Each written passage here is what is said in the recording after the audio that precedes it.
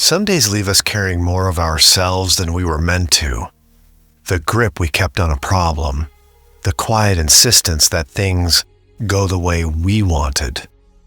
Tonight's reading from the Prophet Nahum sets two very different pictures before us, and it does not soften either one.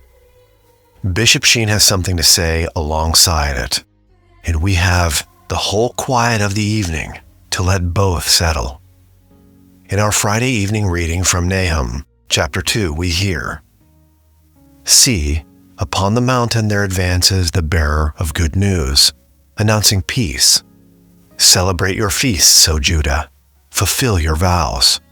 For nevermore shall you be invaded by the scoundrel. He is completely destroyed. The Lord will restore the vine of Jacob, the pride of Israel, though ravagers have ravaged them and ruined the tendrils." There is good news coming over the mountains before anything else. Peace is announced. The feasts can be kept again. The vine that was torn and trampled will be restored.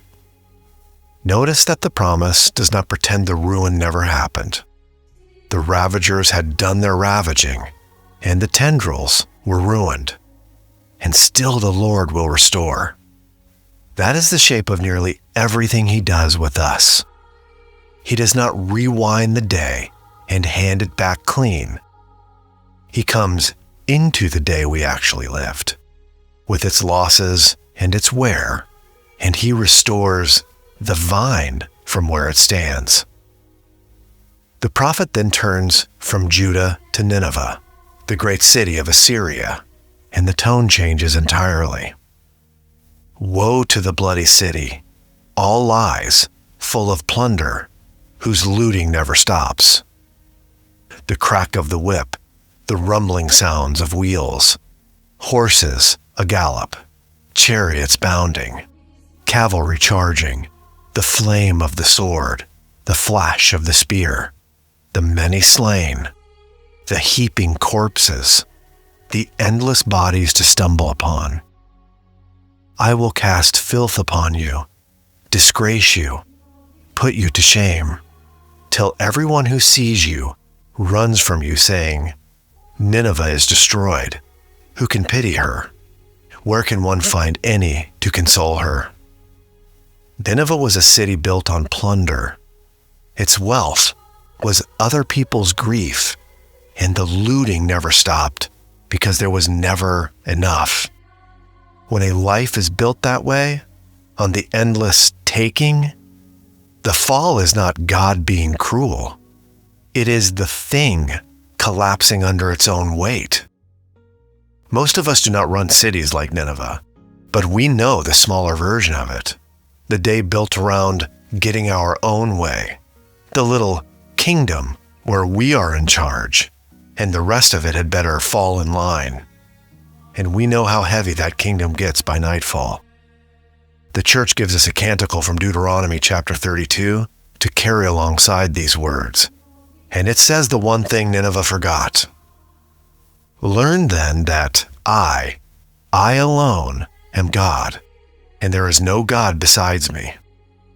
It is I who bring both death and life. I who inflict wounds and heal them. There is the whole difference. Nineveh made itself God, and a God who answers to no one has nowhere to go but down.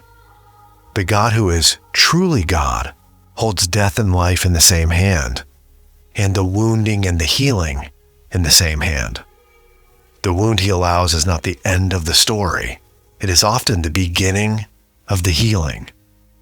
Is that not what we most need to hear at the close of a long day?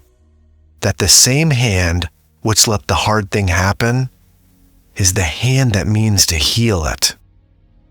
So we come to the evening and we loosen our hold on the false kingdom, and we let it fail, not with despair, but almost with relief. We were never meant to carry it. The good news is still advancing over the mountains, and the vine He means to restore is ours. Welcome to the Sacred Heart family. I'm Aaron. We pray together, walk with the saints, and reflect on the gospel every day. If this is the kind of reflection your evening needs, like, subscribe, and click the notification bell. As we prepare our hearts for rest, we now turn to the wisdom of Bishop Fulton Sheen. The new atheism is not of the intellect, but of the will. It is an act of free and eager rejection of morality and its demands. It starts with the affirmation of self and the denial of the moral law. Sheen is not describing a person who reasoned his way out of belief. He is describing a person who chose. The turning away is not a conclusion the mind arrived at. It is something the will wanted, an eager rejection dressed up afterward as an argument. And where does it begin? With the affirmation of self and the denial of the moral law. With the small and very old choice to be the one in charge, to answer to no one, to make the rule instead of receiving it. That is Nineveh again. It is also, if we are honest, a temptation that visits every one of us. That is a grand philosophy, but has the ordinary preference to have things our own way. The examination Sheen invites is not a harsh one. It is only the evening's honesty, asking where the will pulled toward self today, so that we can hand it back before we sleep.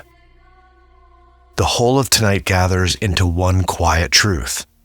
Nineveh trusted its own strength and fell, while the vine that belonged to the Lord was ravaged and yet restored, because the difference was never in who was stronger. It was in who belonged to God. The canticle names it plainly, that He alone is God, that death and life and the wound and the healing are all in His hands. Bishop Sheen names its opposite, the will that affirms itself and pushes the moral law aside. The same refusal, wearing a modern face. And so the evening asks something gentle of us. It asks us to loosen our grip on the small kingdom we have been running and to let it fail, trusting that the bearer of good news is still coming over the mountains with peace, and that the hand which allowed today's wounds is the hand that means to heal them. Share your intentions in the comments of the video so that the Sacred Heart family may walk with you in faith and charity. Tonight's Catholic evening prayers are waiting for you at the website. Click the link in the center of the screen now, and I'll see you there. God bless.